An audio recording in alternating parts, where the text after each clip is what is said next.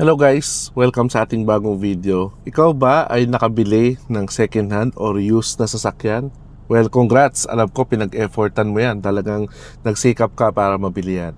Pero syempre, hindi pa dyan nagtatapos ang lahat. Kumbaga, simula pa lang yan ng iyong car ownership experience. Kaya sa video na to, pag-uusapan natin, ano ba yung mga dapat mong gawin agad pagkabili mo ng second hand na sasakyan?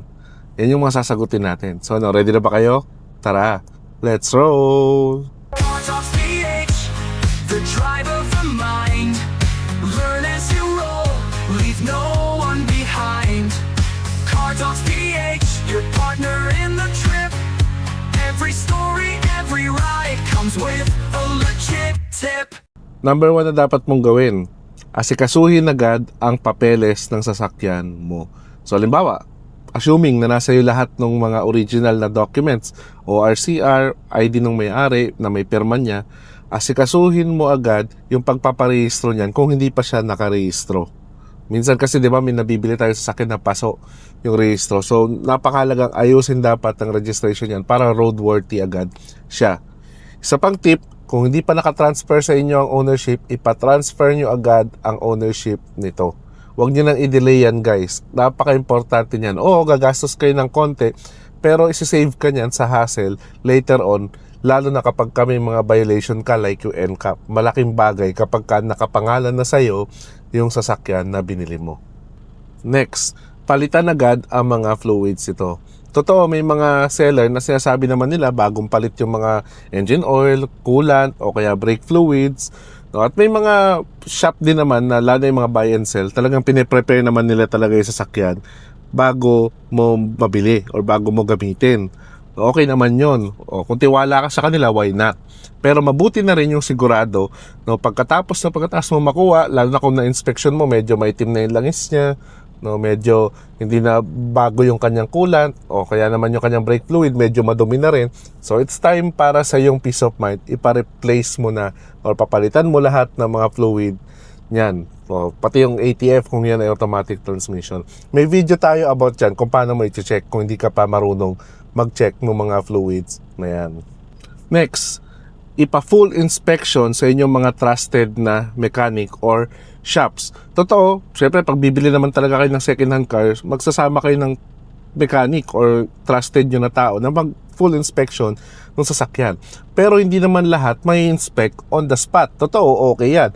Pero wala naman silang lifter, di ba? So maganda kung dadalhin mo siya sa shop, ipapalift mo yung sasakyan, makita mo mabuti yung mga pangilalim, yung condition niya, mapacheck mo mabuti, mapasilip yung pinaka-kasukasuan ng sasakyan mo para ma-make sure mo na wala talagang problema, or kung may mga problema man na minor, mapalitan mo agad para may peace of mind ka kapag ka bumabiyahe ka. So idalhin mo agad siya sa trusted shop mo, ipa-full inspection mo agad yung bagong bili mong second hand car.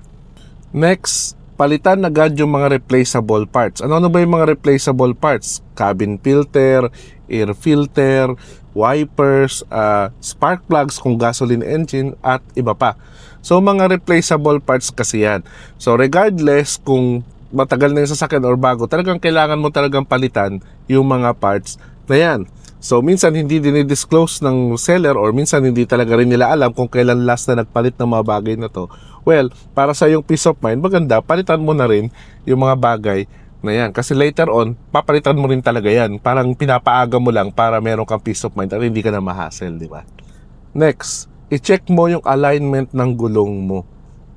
Check mo rin yung kung tama ba yung pagkakapudpud niya, pantay ba, baka naman yung isang side lang ng gulong mo yung napupudpud. So sign na yon na may mga mali sa iyong under chassis. So pwede mo ipagawa yon, or kapag hindi naman, pwede mo pa siyang ipa-align or camber align mo na rin para sigurado ka na in the long run, lalo na kung magpapalit ka ng gulong, tamang-tama yung kain ng gulong mo at hindi siya masayang.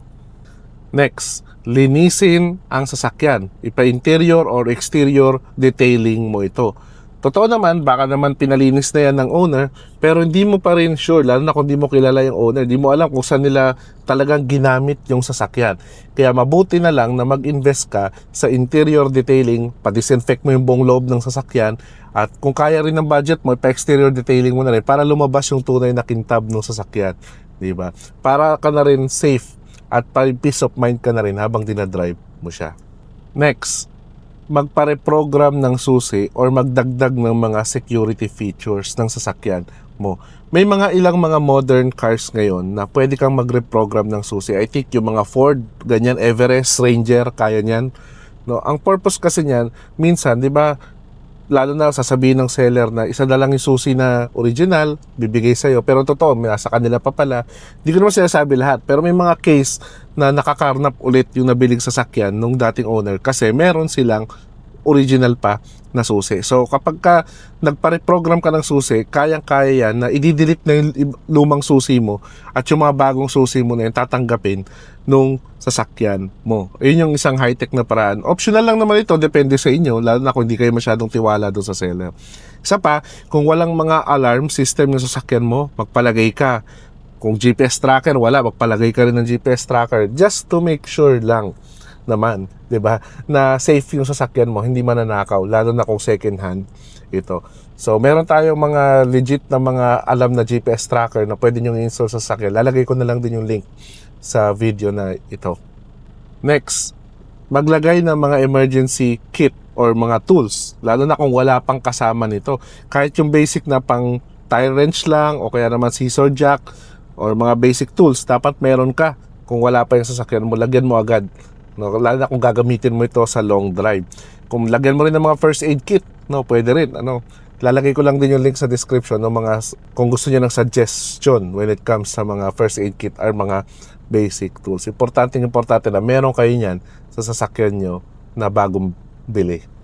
So yun guys, yung mga suggestion ko when it comes sa kapag nakabili kayo ng second hand cars. Sana nakatulong tong video na to para ma-enjoy nyo yung mga precious pinaghirapan nyo ng mga second hand cars. At syempre, kung nakatulong sa iyo yung video na to, click mo na may like button at share mo na rin sa mga friends mo na nagpaplano or nakabili na ng second hand cars.